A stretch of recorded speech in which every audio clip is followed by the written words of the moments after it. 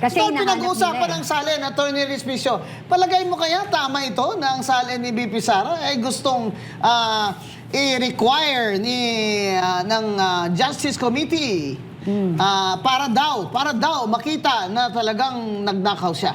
Maling i-require ang SALN para madiskubre ang cause para siya ay i-prosecute for impeachment. Totoo yan, nasa saligang batas na may hearing. Pwedeng mag-hearing ang Committee on Justice at linagay nila sa rules na merong hearing din. Pero yung hearing na ito, kasama ba yung compulsory process to subpoena para magkaroon ng fishing expedition, magdiskubre ng ebidensya? Hindi po. Dahil nandun mismo sa House Rules ay dapat doon sa complaint, kompleto dapat yung allegation of facts para mag-establish ng case. Ibig sabihin po niyan sa pagboto, kung sufficient yung allegation, sufficient in substance, yung complaint ay dapat in-identify yung offense, yung 5 grounds ng impeachment, in-identify yung elements, at meron dapat facts to support those elements. Ang tanong, meron bang facts to support them?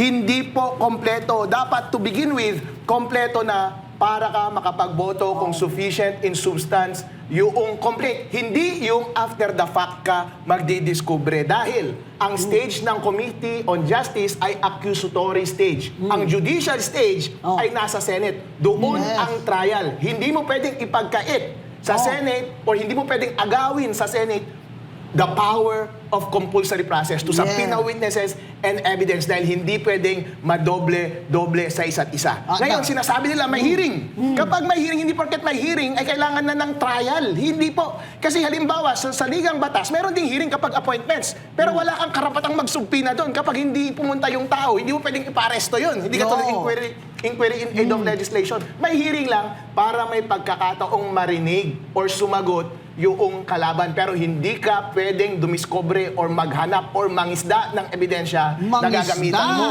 Na gagamitin mo para siya i-impeach.